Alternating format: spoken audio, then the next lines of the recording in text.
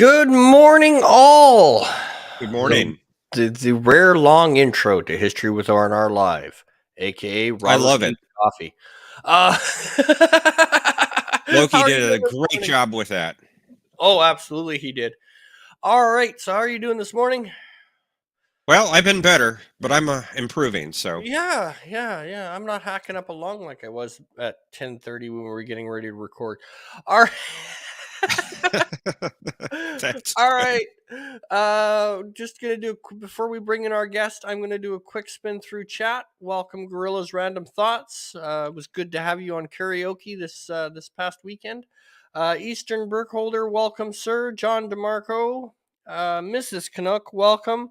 Another regular on karaoke, Mr. CCDV, welcome, sir. Also veteran, welcome. Also a star on this show on every second Friday, where he tells his story. We also have the lovely Sherry and some dude named Professor Brainy Specs. I don't know who the heck he is. I don't know who that guy is. Yeah, he looks suspicious. Yeah. Might have to de-wrench that sucker. Anyway. Good idea. Without further ado and more ramble than I could ever do, welcome Marc D with the C. And today's topic is going to be the lunar landings, which we all know was done in a soundstage, right? Hey, watch it. Do you want me to go Buzz Aldrin on you? I'm sorry, it was there. No, it was good. How are you doing this morning? I'm doing great. Yeah. So, appreciate you being here and, talk about this subject. I'm glad my calendar reminded and go off. So, good thing I didn't set it for February 29th, right? Yeah, there you go. Yeah. But we're or here. 30th. That's okay. I have a calendar somewhere. I saw a calendar recently. It said February 31st. It's like, what? How's that going to happen? Yeah. We're Superman was born on February 29th, I think, right? On the in the comics, I guess, or the creation date. So so he ages very slowly. But so glad to be here about talk about the subject. And it's an interesting way. Actually. But my dad ended up working on this project. So he came to the USA from Switzerland in 1959, and he worked on projectors. So he was like engineer, and it was Bolsey Company. I'll show a few pictures and stuff. But so he worked as a technician, and he wanted to get to the USA. So he applied to this position. There were 500 people applied, and only 2 or 3 got picked. So it was really fortunate to get here, because they always wanted to, come to the USA and, try to start a business. Or Switzerland's very, very organized. So even though he was a smart guy, you had to kind of put in your time. And he was just basically, counting parts, how many made per hour. He's like, but this is so boring. He's like, well, and people kept telling him, well, you just got to wait your turn. So in the US, there's a lot more freedom and there's more room for improvement. Whereas in the other way, you're waiting for someone to kick off. Yep. So I guess hopefully my internet's okay, but I guess I was a little. It goes a little sketchy on you, but you're doing good. You're doing good. Yeah, I hope it's. Most time you're here. So what part did he work on? Did he work on the actual rockets, or? No, he actually worked on the shutter for the Lunar Orbiter. So what had happened, think about it, you're going to land on the moon, and you've got to take pictures and map where you're going to go, right? You just can't say, hey, we're going to we're going to land on this rock, and we're just going to know where we're going. Okay? Yeah, it doesn't matter. So why don't I share my screen here? That might make it easier to. You mean they didn't have Google Maps? There were no Google Maps, and actually it was Wow. If modern driving tells you anything, without Google Maps, there was a time before Google Maps? Yeah, how there's this booklet that has maps in it, and how do I read it? You need that GPS. Yeah, there were no GPS satellites at the time, right? Yeah, so it's a totally different world. With the computers, like this watch that I'm wearing probably has more, memory than the the computer and the Apollo system. And try putting that computer on your wrist. Yeah, right. No kidding. So it's You'd have a no, crushed wrist. but the technology advances were pretty amazing, and it's quite an accomplishment. I mean, of course, a lot of people, oh, we never really landed on the moon, but Oh yeah, that's yeah, why I made the joke earlier. yeah, with the joke. But I mean, just the the technology and what happened, and there's a mirror on the moon you can shoot a laser at and do experiments with. So, we were there. Maybe we didn't go to Mars. O.J. Simpson was in that movie Capricorn 1. I guess we didn't go to Mars yet, but if everyone remembers that movie where I saw some recent photos from a satellite that took pictures of the lunar landing positions and showing the module and all that. It was kind of interesting. Yeah, no, it's amazing. How detailed did they get? Pretty close up, or did they? It was kind of far it away? wasn't real detail. It was pretty far away. They were small little things on the surface of the moon, but yeah. Of course, that was all fake too. So Oh, That yeah, was fake too. Yeah. well, that's the ultimate fallback. Everything's fake. Don't worry about It's all Right. fake, right? Yep. it. Yeah. So why don't I share my good old screen here, and then we can show some pictures and things of the Lunar Orbiter. So and I'll show the pictures of the actual orbiter itself and some fun stories about it. So my dad, when he came here, he was working for Bolsey, which was like as I said, like a projector company, and then he got into different jobs, and just one thing led to another. So he worked got hired. So NASA's a lot of subcontractors too. So you get hired. Then all the components are farmed out too. So not one company is making everything.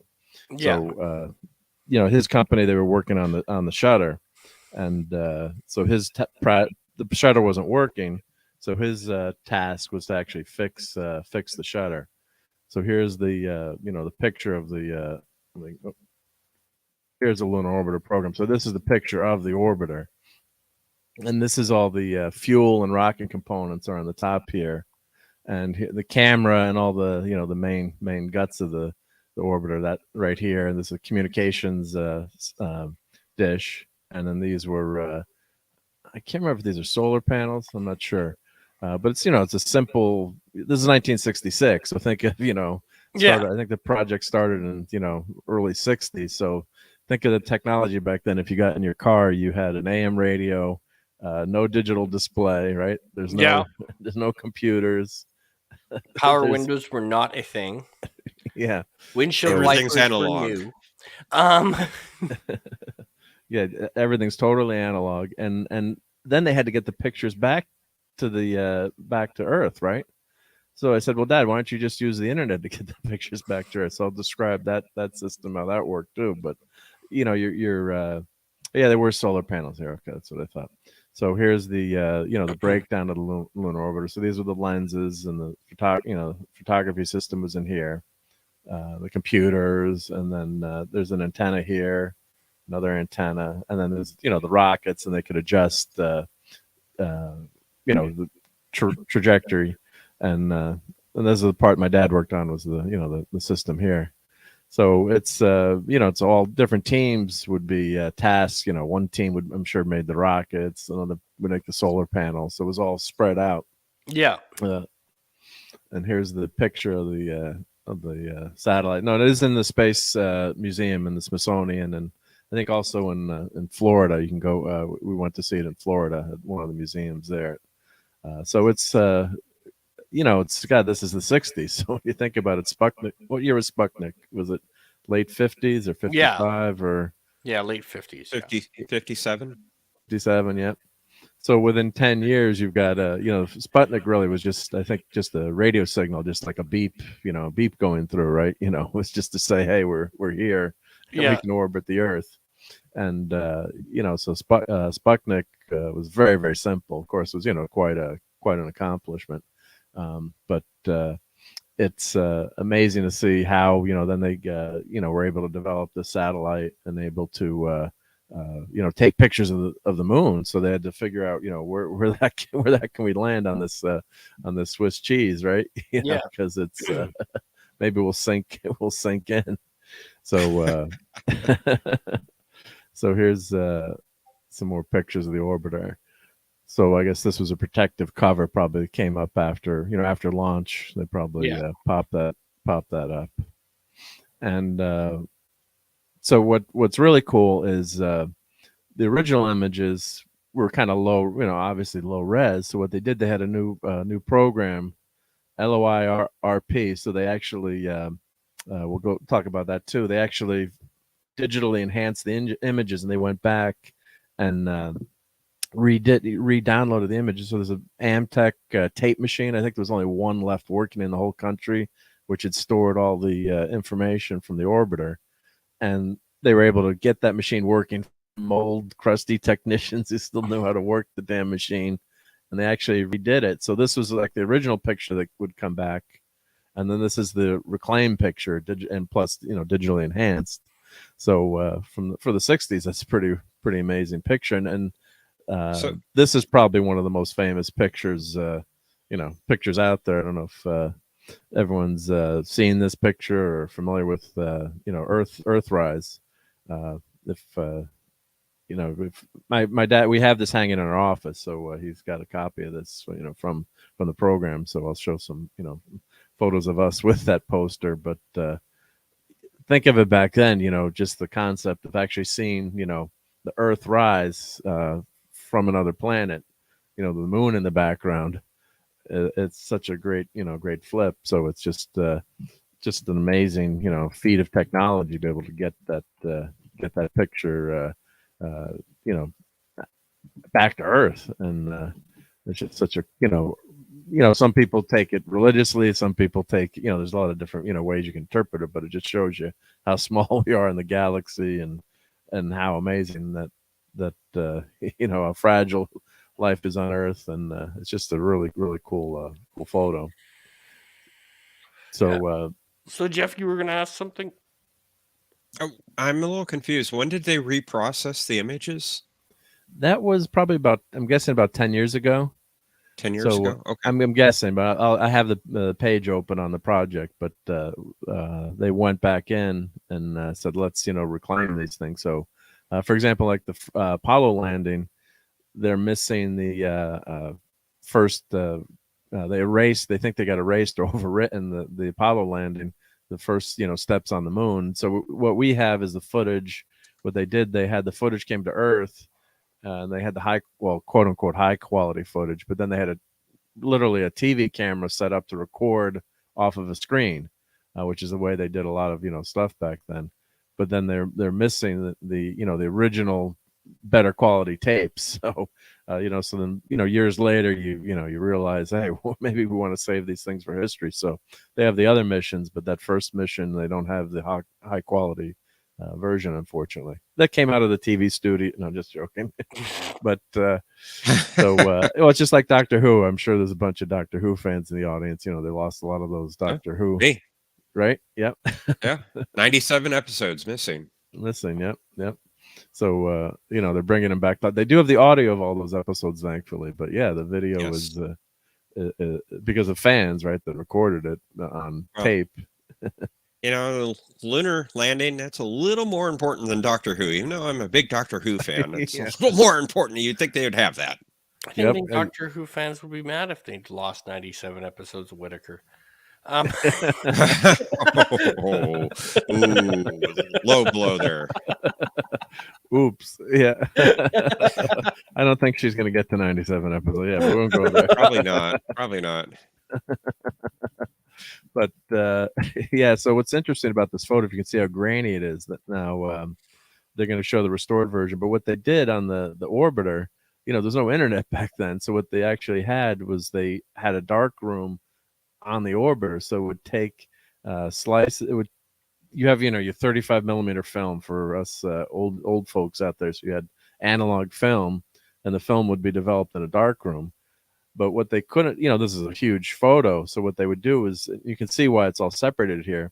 They would do a line at the time. So they had a scanner, a mechanical scanner that would go up and down the film and send it back, the ones and zeros digitally. So it was really like the first internet through radio frequency. So it's sending the data back digitally because, this film was never making it back to Earth. So it was all the data, the images were digitally recreated, and that's why you can see these strips here. Where That's if I amazing. zoom in, it's it's gonna keep zooming in. Let's see, but it's you can see all those lines, the lines between everything. Why it's all broken up there. Almost like a low resolution fax. Yep, exactly. Yep, and there was no good analogy.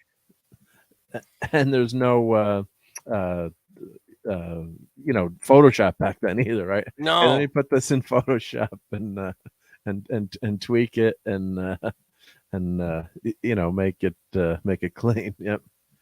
So let's go to the next. I think if I go right here, let's see. Oh, it's amazing they got that. Yeah, it's just the technology is just really, really cool. All right, so if they let me out of this zoomed in photo here, let me go back here. Sorry, guys. No problem. Technology. I think I'd learn to use the internet, right? Yeah. Well, he just gotta love technology. It's great when it works. What's going on here? Not so great when it doesn't. Yeah. Which is 90% of the time. Right? Yeah. So here we go. Let's go. If I go back one. There we go. Let me go back full screen. Okay, so now this is the restored version, which is amazing. Oh, that's breathtaking. So if we zoom in here, so you can see how the image, that's that top image that was restored, and of course it's black and white, but you can just see the quality and how it was restored and digitally enhanced. But that's the data there. So it's really, really, really cool. So did they, cool did they technology. just navigate by, okay, so we want you to land right next to the third pothole to the left. Right? I want you to go there. Yep. That third pothole to the left, land to the left of that. Yeah, just head there, right? Yep. So really, really amazing work that they did on that project. So I'll show that project, but it's just quite a feat. And then everyone came together too, because of course it's timely now, I guess, but again in the news. But we had the space race with the Soviet Union back then, so it was a big competition to get. Kennedy had the speech in Texas about getting to the moon by the end of the decade, and that was a national goal. And the Cold War was raging, and it was really a matter of national pride to get. Did your dad mention anything about the security that he had to go through? Because I imagine once she got put on NASA, it was like, okay, so you work at a shop. That's all you're allowed to say. You work for us, period. That's all you know. That's all people need to know. You don't need to tell them what you do. Yep. Or we might have to kill you. I would imagine. Yeah, I actually, he passed away in 2016. So going through his files, I actually found that he had top secret clearance, but which he never told, he never bragged about, or I guess it wasn't as big of a deal. But he just said, I'm looking in the file. It says, top secret clearance, and so I have his notebook from back then that he, of course, it's nothing, classified in that, but so it's. It was it was national, and it was top secret what you worked on, the technology. So here's we looked at these pictures here. So it's just so the proposal was announced 1963, and they knew they had to do this. So then I'm trying to see if they mentioned his company here that he worked for, but they come put NASA together and say, hey, we're they had the Mercury program, and they said we're going to go take the next step and try to get to the moon. So they had to put all these components together, and so they had five total orbiters, and then they photographed 99% of the surface of the moon, near and far side. So the way the moon rotates, one side is always dark. That doesn't mean, Pink Floyd fans, which I'm one of, that there's one side of the moon that never gets light. It's because of the way the Earth rotates and the moon rotates. We never see one side of the moon. One side of the moon is always dark, which is, if you Google it, or there's always, some cool, charts or that show how that videos of how that works. But yeah, we never seen. That's not to say the other side doesn't get sunlight. Correct. Yeah. So it does. It just we don't see it. We never. It's just we don't see it. Yeah. Yeah. And they can't see one side of us, right? Those right. The Moonies can't see us. Yep. So wait. So they had the first. How'd that get here? Yeah. So the first one was launched August 10th, 1966. So it's a couple of years before I made it to Earth myself. And then they imaged the moon. So they had 5 of these orbiters that, and the last one was 67, just before, very close to the Apollo program. So it's, they were basically what it says here, surveying, where you could land. And then they were just mapping the moon. These last two, I guess, were mapping the moon. And it's, then they just crashed, they just crashed them into the moon when they were done. Right. So, there's no, no OSHA there or no, they just crashed them. And they're describing it here. So this, the series, there was this analog data with onboard scanning of the film into strips. So then they made those mosaics. So they divided them. So they gave everyone in the program these, well, it's not a poster, it's actually a picture that we have hanging up, and then they published them, and very famous pictures. And the space program too was, huge back, of course, this is before I'm, born, but, in the 70s, I remember some of it as a kid, it was a huge deal, the space program. It was, you got Tang, if you remember Tang, and everything was, it was a real source of pride. Yeah. I remember Tang. Tang, right? I liked it as a kid. I did like Tang too. Yeah. So it was, every kid wanted to be an astronaut, and drink Tang and all the space toys and that kind of stuff. So it was, and it was, of course, we eventually did make it to the moon, which was an amazing feat in 1969. So on a sound stage, right? From a soundstage, yeah. I know Buzz Aldrin's going to show up at my door in a few minutes. Yeah, you said or mine. Yeah, right. Right. What are you guys saying here? So then they this is the recovery program. So they had these machines that I was mentioning. Was the let's see, what was the name? It was the Ampex analog recording. So they had the digital images or digital data of these images. They have to turn them back into photographs again. And so 2007. Okay, so start 2007. Yep. So they about 10 years ago. Yeah, about 10 years ago. Yep. And they released them in 2008. So they've been recovered. Most of them are recovered and are going digital processing before submitted to NASA's planetary data system. So it's great that they knew the value of these and went back and restored these photos. So let me see if I've got the let's go to the let's grab this. So here's another I can put these links in the private chat, or if anyone Google, it's pretty easy to find via Google. Yeah. Here's the the program. This is another website where they did a nice description of all the missions if you really want to dive into it deeper. But then they this is the first mission. Now that photograph, that Earthrise, my dad always said that was an accident. That photo got taken, because what would happen was to fix the shutter, he got the shutter working obviously, and was able to fix it. And worked with his team, and he was the head of that component, the shutter. But he said there were stray electrical signals that would go through the electronics and sometimes trigger the shutter. So he always claimed that photo was just an accident, because sometimes the satellite would take a photo by accident. Now other articles I've said it was planned out, that they did it, but he always said it was an accident. Happy little photo, accident. happy accident. But Yes, indeed. the official word is that was not an accident. It was a Oh, planned it's out photo, always planned if it looks good. right? Right.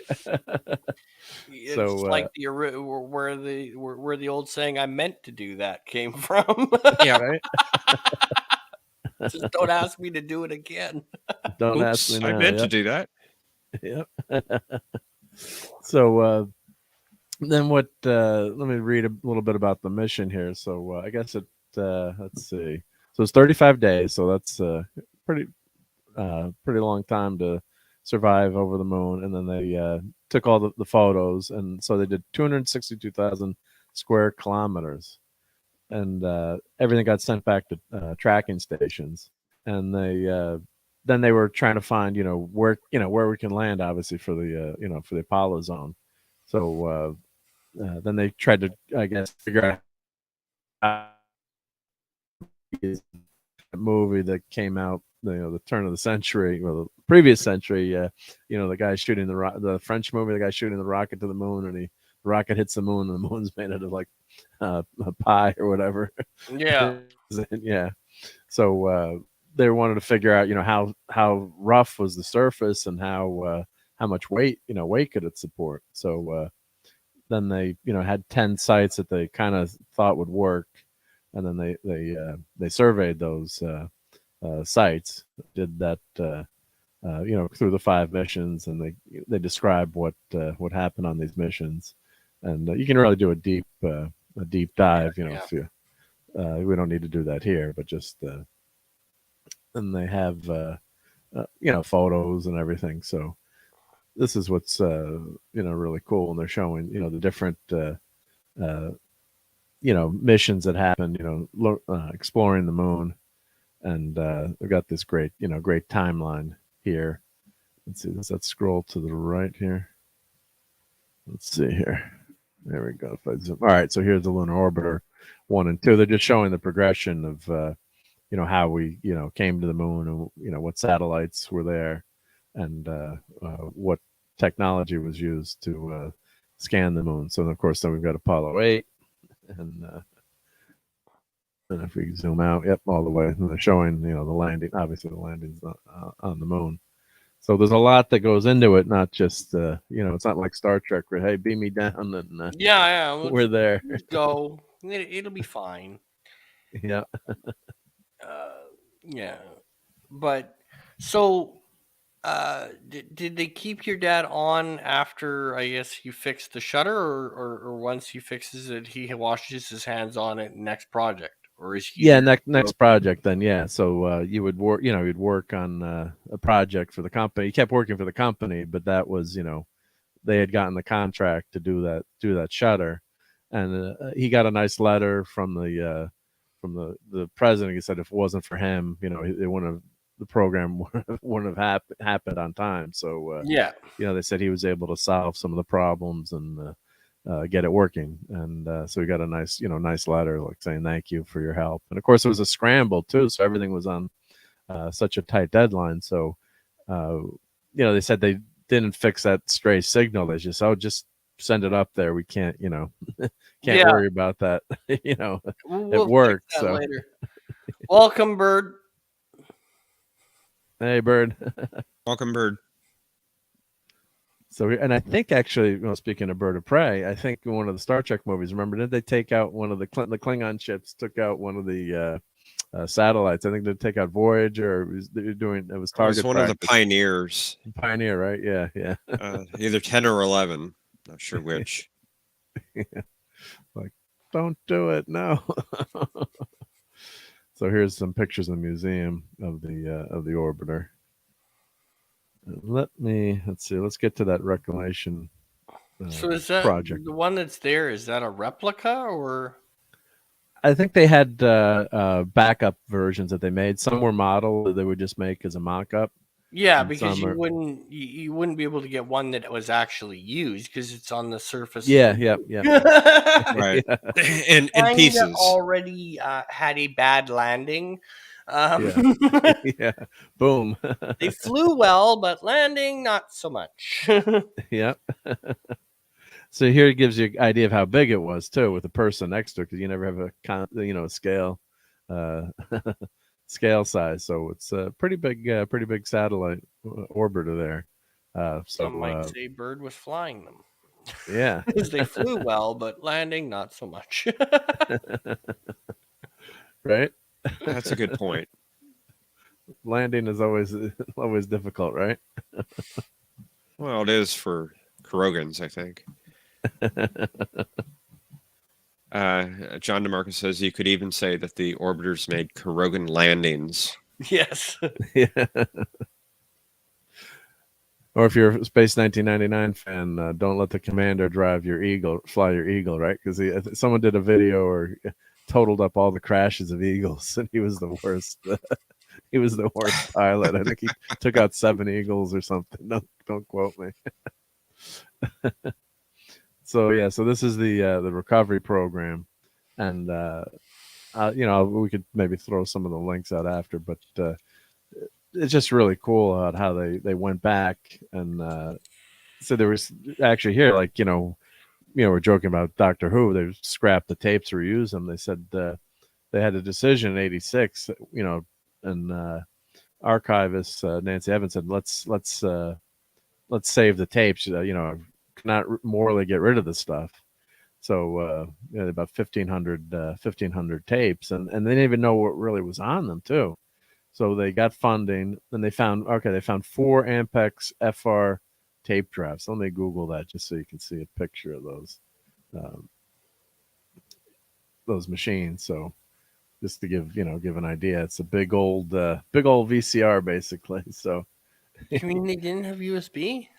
no USB. Oh darn! couldn't just plug into that, and think of how old that is. So this is how they're getting from the FR100 to the JPEGs here.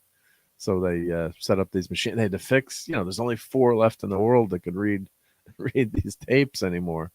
So it's just so cool that they were able to get this set up and get this to work. Go back to, let's see here, where was that? Back one here.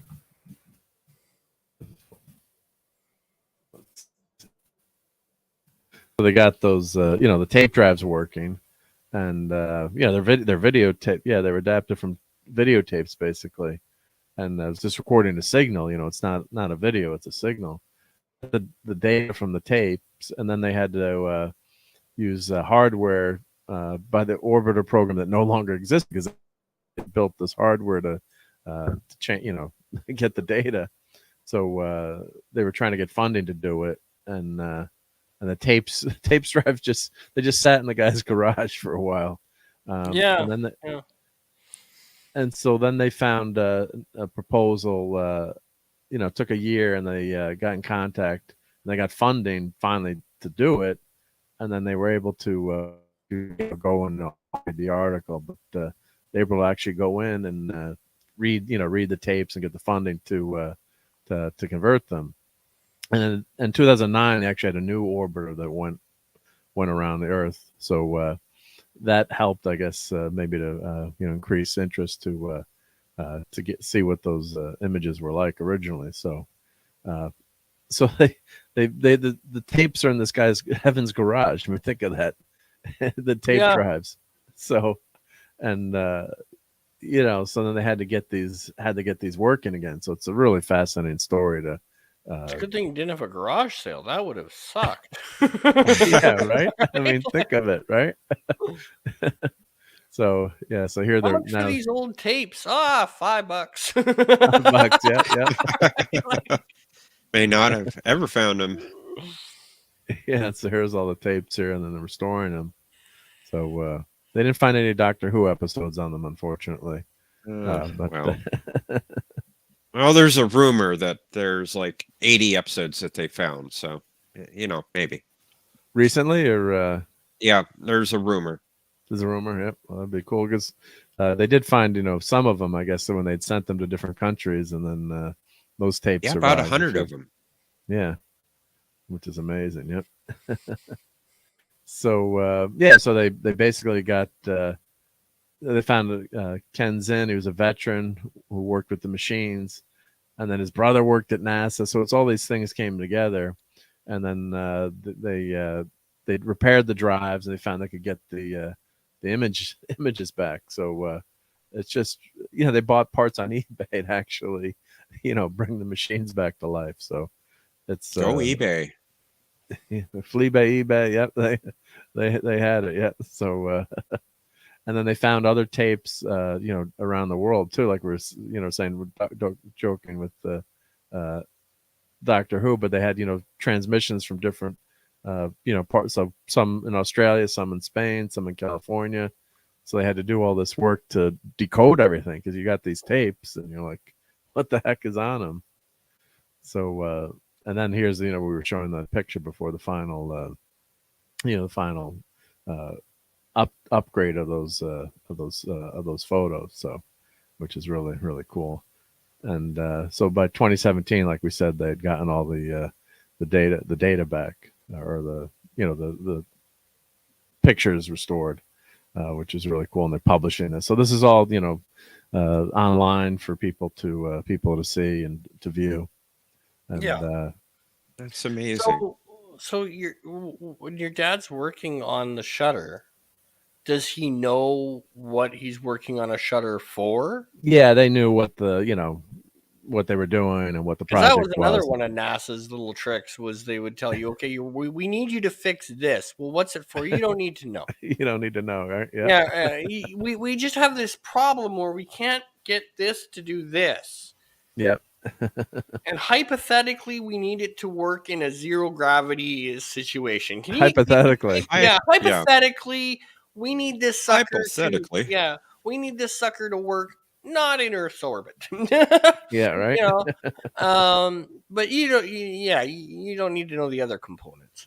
Yeah, don't worry about that stuff, right? Especially during the Cold War, because it was always, you don't want, one loose lip to be able to sink the entire ship. So you wouldn't necessarily know what the greater project was. You just knew what you were working on. Yeah, like a little component. I think that project was so small in scope, relatively, small in scope, that they did that a lot during the Manhattan Project. Oh yeah. During the Manhattan Project, a lot of I'm working on a gear. Well, what's the gear for? I don't know. They just need this gear, right? Yeah, and they're paying me a lot of money to do it. Yeah, we don't ask any questions. We just want the paycheck, right? Yeah. Don't ask me no questions. I'll tell you no lies. Just get the work done. Right.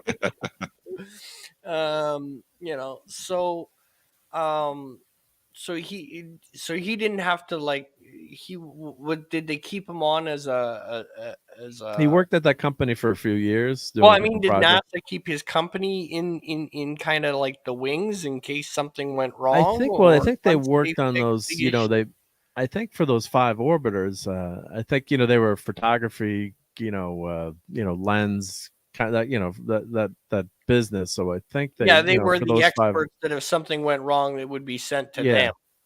But think of any company, like you have a bunch of different contracts, and you're not just one, not just one thing. Absolutely, yeah.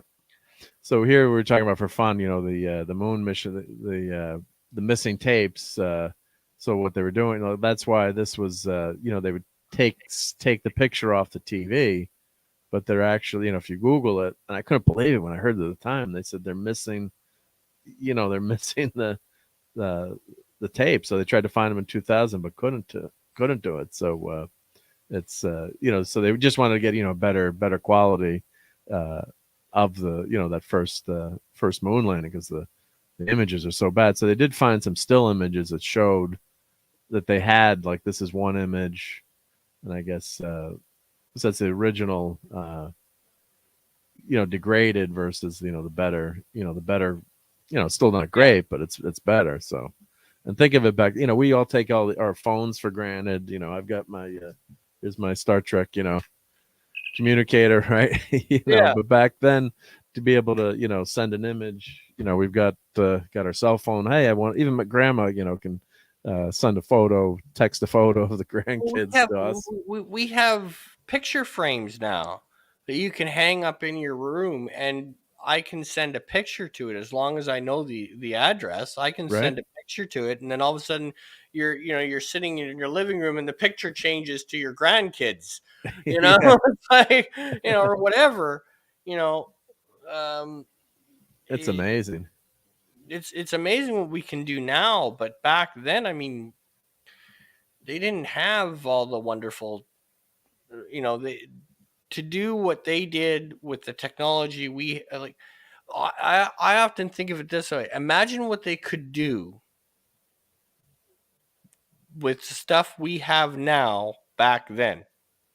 Oh God, yeah. The technology is just, and I think because you had such limited tech, you really tried to find, solutions. You had to work around. Like I was joking about my watch, but like my first computer was a Radio Shack Tandy color computer with 4K. Yeah, So with 4K, not you 4. learned how to use duct tape. Right.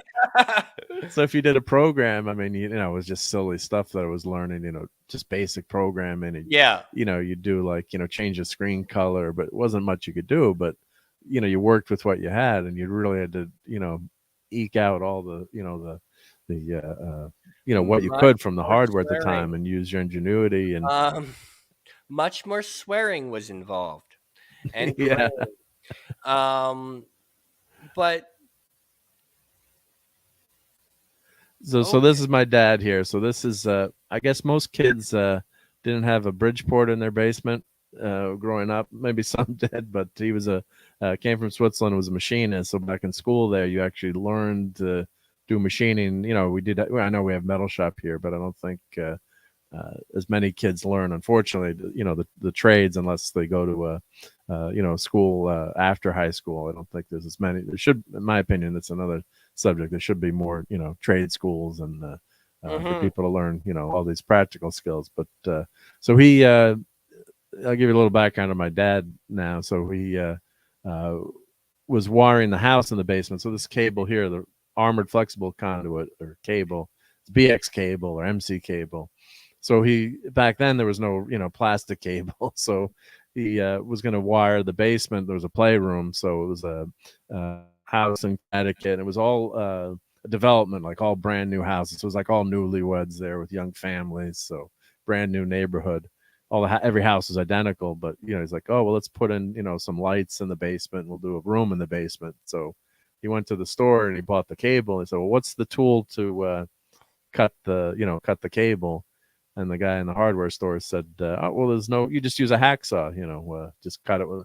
And Dad's like, well, there's got to be a better way to do that, because what normally happens is you hit you can hit the wires, and it's just not easy to do, and it's clumsy. Sometimes you'll cut yourself.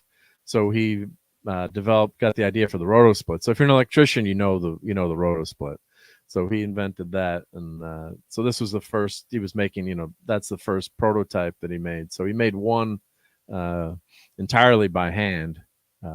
Just machined it out of a block of aluminum, and then this was what he did. He took an ad out in the New York Times, and said, "I've got 100 for sale." I still got the original ad. It's like BX cable cutter, $9.95. Send to PO Box, XYZ. And cut handheld BX cable cutter, like literally like a blurb, like teeny tiny blurb, and he got, I think, orders for like 500, and he'd only made 100. This was like a side hobby. Yeah. And there was no internet back then to do a YouTube video or yeah. So there was no picture of it too, which looking at the ad, I'm like, you mean picture? I'm like, yeah. So, yeah. So what he did, they actually sold this house in Norwalk, which was their first house, and moved to my grandmother's house, and put all the money from selling the house into the business, which was quite a risk. So, he'd always wanted to start his own business and work. So he had some great experience. He worked at PerkinElmer in Norwalk. and but he said, I'm going to take the chance. So that was the basement in the house. So there was a lathe and the Bridgeport that he worked on, and so you always had ton of tools and tool shops and everything in the basement. And then we started the business. It was a one room business, basically like in the garage in the in someone's next to someone's business, and just started that way. So the real American success story. And it took a long time for that business to grow. So in the beginning you have ups and downs, and yeah, absolutely, yeah. But everyone loved the tool, and so this is the photo that I still have in our office. And I think we have that lamp fixture somewhere in the attic too. Real cool modern Art Deco fix. So there's Dad, and then they put the, he was really proud of having that photo. So they gave everyone a copy of that photo, and I actually have some other photos that I found too in the storage. But this is the best, the best version. And there's me. So of course, growing up, always loved the space program and everything, NASA. So cute jumpsuit there, right? So I think that's look. It looks like I'm guessing is that one of the Apollo.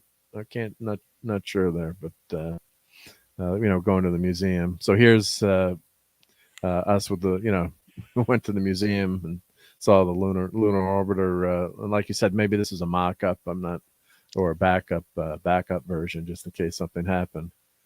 So that was, I don't remember that trip, but I guess I'm around five here. So that's the museum. It's the same picture. So this is this Dad, and that was the first office. It was like one room. This side was the office room with Mom, and that's the other side was the production side, but pretty small, basically like a big begarage. Yep. And this for you youngins, this is a typewriter here. Yeah. Not laptop. I work at a library, Mark, and occasionally we get questions. Do you have typewriters? Wow. And who's asking that? Patrons. The patrons. Wow. Yeah.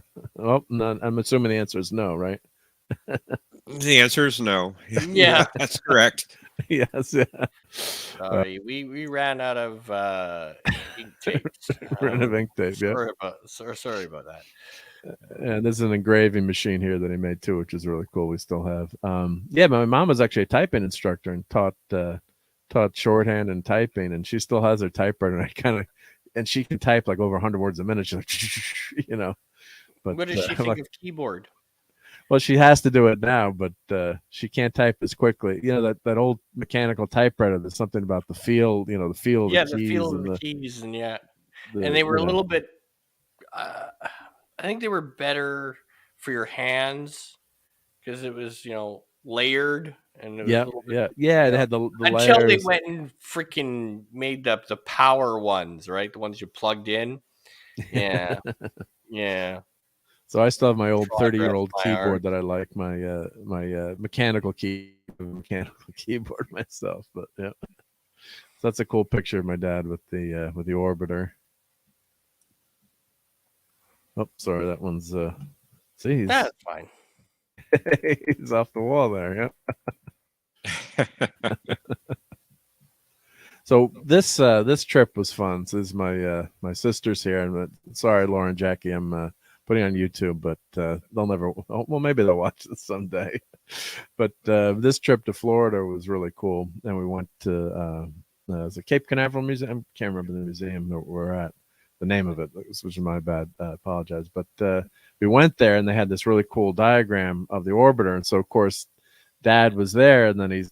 There's always a museum person there, so he's like, "Oh, I actually worked on this," and he's like giving like a detailed tour. It's like one of those things, back when you had, if I had one of these, I wish I had, been able to take a movie. And he described everything about the orbiter. And this was an absolute pain in the ass, and so was that. And don't even get me started on the chewing gum I had to use to put that thing together. Yep. Kennedy says space. Thank you, Mrs. Canuck. Yep, thank you. Yep. And yeah, so we went to Disney World, and I think did we go see one Discovery, one of the shuttle launches too? I think we saw Discovery take off. Might have been that same. I did see Discovery, one of the launches, but I think that was this trip. And yeah, so Dad's explaining everything, like you said, and what this is, and but it was cool because then all the museum people came around and were listening to what he said, and it was kind of like not a it was kind of a fun Yeah, it was few like, moments. we have a celebrity in the building since when? Yeah, and there's just so many components to it that it's just he just worked on that one little part, so it's a whole huge team, and to pull everything together, it's just amazing. So here's just this is just a moon shot. I guess I had a folder directory with just all moon pictures. So this was a later trip. This is the Smithsonian in Washington D.C., the Sea, Air, and Space Museum. And oh, hey, Dad, man, how's it going? This is my favorite museum in the world. Everyone should go there multiple times. I just love, if you're into space and aircraft, and it's just an incredible place to visit. So here's the Lunar Orbiter that's hanging in the Smithsonian there. So we took a few pictures. Been there a couple times myself. It's just an awesome place. Yeah, it's just so much fun. And of course I'm a Star Trek fan, so I was there for the Star Trek exhibit when they had that, and it's just amazing to see what they have there, and it's actually free to get in, right? Your tax dollars at work, so it's a great, can't recommend it. If you're into this stuff, I'm the kind of person too. I read every damn plaque, so my wife and the people are like, could we move a little faster here? Like, haven't you been here 20 times? Yeah, but then they always have new exhibits. I need to know the exact date this thing was built. Yeah. It's funny because I haven't been to the new one because they moved it. But when I was a kid, the closest thing we had to this was the Airplane Museum over at 17 Wing here in Winnipeg. And you'd get I highly doubt they let you do it anymore. But when I was a kid and teenager, you could actually get in the planes.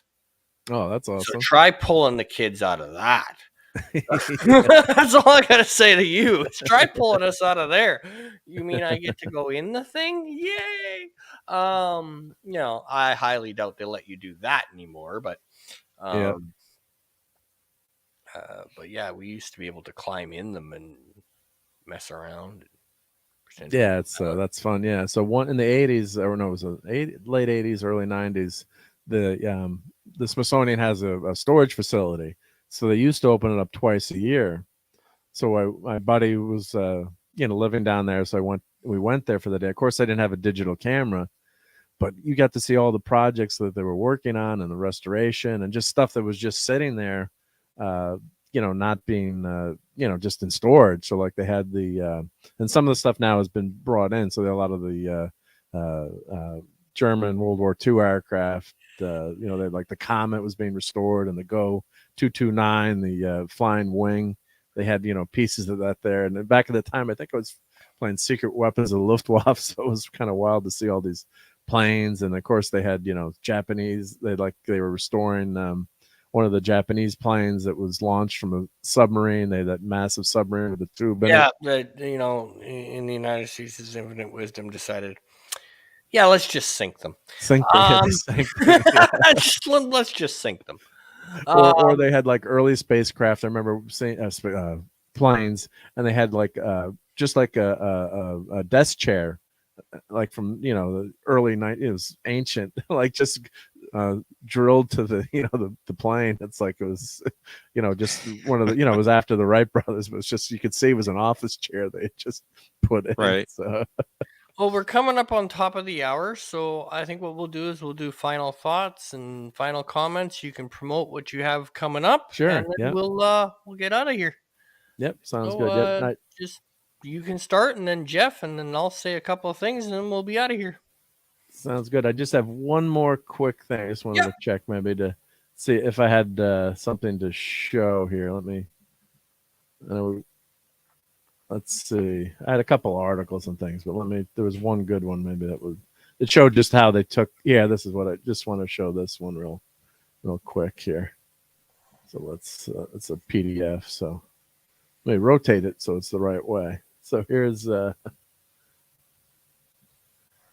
mission, how the mission went with the Lunar Orbiter. So they would take off from the spacecraft, and then the rocket would separate, and then this is how they would take the data back, and then they would process it, and they would go around the moon that way. So this is just a clip that I guess mom or dad had saved from there. So they're talking about taking all the photographs and everything, and how they working on it. So just an interesting thing, No, absolutely. Just the nice. what they had done back then, the coverage and the old school newspaper. And I had one, it's okay, but I had one photo I was trying to find that showed how that moonshot photo was taken, but I guess I don't have that scan in this directory. But yeah, it was just I just really appreciate being on here, just tell my dad's story and how that got me interested in space. And I'm a huge Star Trek fan. I don't know if that has anything to do with it, but you can check out my channel. I do a lot of geek, comic book, Star Trek, that kind of stuff. I do 3D printing. So here's the Doomsday Machine. If any Star Trek fans out there that I made. Very cool. So if anyone wants one of these, don't drop it. Don't kill the Doomsday Machine. I can print these for people. But yeah, so just fun to do 3D printing and toys and that kind of stuff. So I'm on with Clobbering Times on Thursday night. He's got Clobby's Clubhouse with the Cal. So I'm on there every Thursday night and week with short videos. But yeah, always enjoy watching. I love history too. I'm just so I enjoy. Sometimes I'm just at work, so sometimes I'm in the lurking there. But we have the fully engaged. Or sometimes you don't want to engage. You don't want to say hi because then Dad Man will say hi and everyone will start saying hi. Well, I guess it's a good thing that I wore my Bird of Prey 5 hat on with you on. Then, if you're a Star Trek fan, then yeah, make Klingons great again. Yeah, you don't want to. We won't talk about the new Klingon. We don't want to go there. Yeah, right? Bird of Prey 5 hat. All right, and Jeff. Well, I'm putting in the chat my Twitter handle. If anyone would like to be on the show and tell a story about history that you know personally, or maybe you have a passion for, please get a hold of me, the Professor 953, and we'd love to have you on. And Marc D, we'd love to have you back if you have something else you would like to talk about. That would be fantastic. Next Monday, we are going to have Continuum Trek on. It'll be at a later time. It'll be at 2 p.m. Eastern. So look forward to that, which kind of goes with our roundtable topic a little bit from this week. So check out our roundtable. It's going to be up this Friday. Yes. But we'd love to have you on the show. So do get a hold of me. You can also get a hold of me on Discord as well. As far as the question of Trek, we are on hiatus, but watch, we're going to have a special animation movie that's going to be coming out soon. And I think you'll enjoy that. So do stay tuned for that. I know Continuum Trek's going to have some videos he's going to put out as well on the channel. But we should be back in about probably about a month or so with more episodes of A Question of Trek. Awesome. Great. Love that show. And as always, we have, as Jeff so pointed out, we have the roundtable this Friday. And then we have the next live stream, and then Mr. CCDV, and then we do it all over again. I swear this in March at some point I'm going to get Midway done. I just haven't had the time or energy, but we will get that accomplished at some point, hopefully before my birthday. It just takes time for me to write it and get the parts sent out, and yeah. A lot of work goes into the radio show. But anyway, we also have on Rambling Canuck, we have the What If series. We also have the karaoke, of course, every Friday night. Mrs. Canuck is at the Saturday controls. night. Saturday night. Yeah, Saturday night, 9:00. Well, 9:05 because I'll be late to my own funeral. It's a good plan. That's a good plan. So, Mrs. Canuck's at the controls, and we just have a good time, have a few laughs. I sing badly, and we just have fun. And then I have a few other things. I've been covering a couple of interesting events that are going on right now that I won't get to here, but and yeah, more things coming. So with that, as my ex co-host used to say, thank you and good night.